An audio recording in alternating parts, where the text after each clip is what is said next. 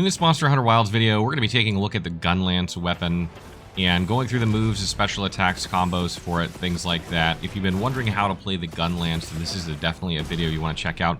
We're also going to go through some of the changes that have been made to Gunlance in Monster Hunter Wilds, so if you're a returning Gunlance player and you want to see what's different, then you will find that in this video as well. The Gunlance is the explosive loud cousin of the Lance, and much like it, the Gunlance boasts impressive defense with even more range. The Gunlance is the perfect weapon for hunters who are looking for something with a bit of boom while having a solid defense.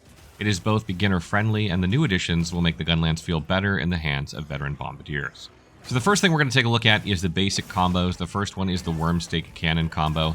This basic combo will perform 2 thrusts followed by a wide sweep and chains into Wormstake Cannon. You perform this by pressing Y, Y, Y, Y, or triangle, triangle, triangle, triangle. The next combo is the Wormstake Full Blast combo. This combo will start with a shelling into a full finisher with full multi-Wormstake Full Blast.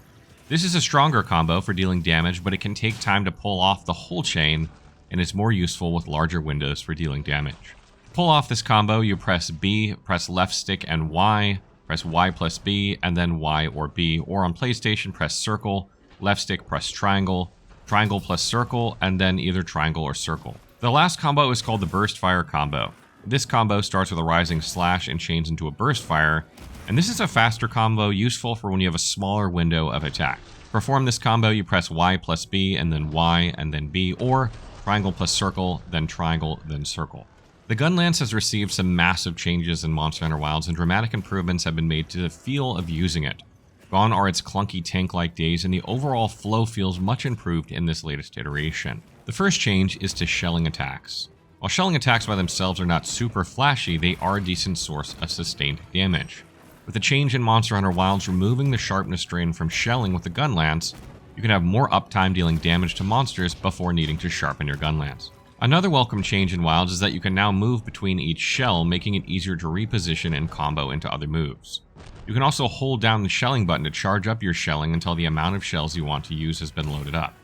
This increases your shell damage and is a reliable way of quickly filling up your Wyvern Fire gauge. With the addition of the Perfect Guard in Monster Hunter Wilds, the Gunlance's defensive capabilities receive some improvements as well. The Gunlance now has the added ability to Perfect Guard while reloading.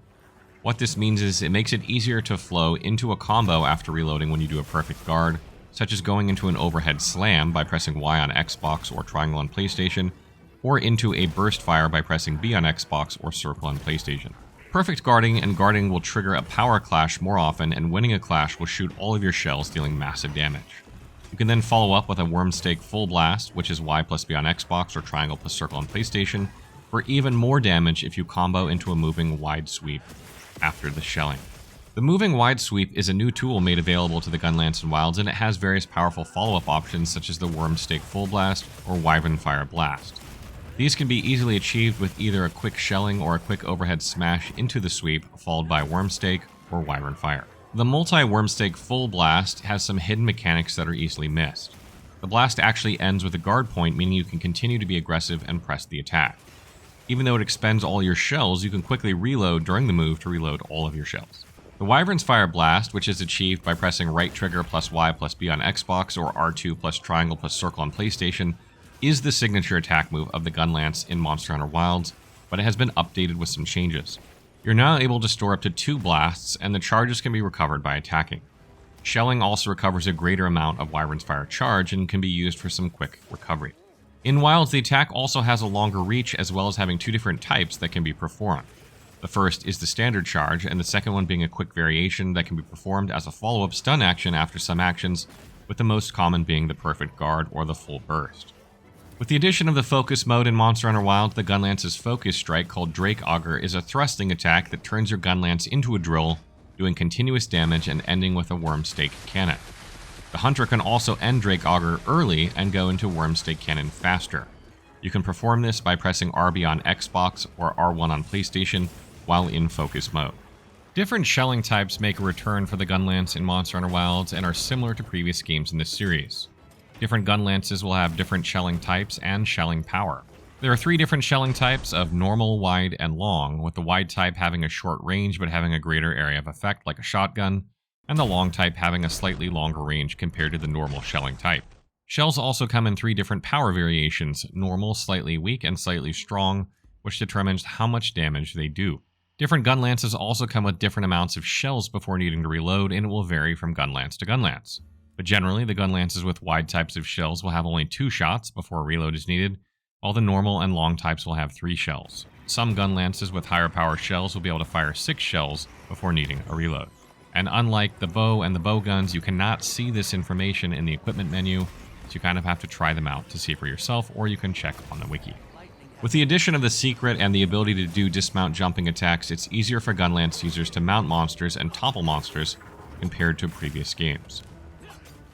Final tips. The Gunlance has excellent blocking capabilities because it's one of the 2 weapons with the strongest block in the game. With the addition of the perfect guard, learning the timing of your guards and perfect guards and triggering power clashes are now more important than ever to help you find success using this weapon. Even though the Gunlance has a thrust attack like the Lance, it does not have access to the same counter-strike options.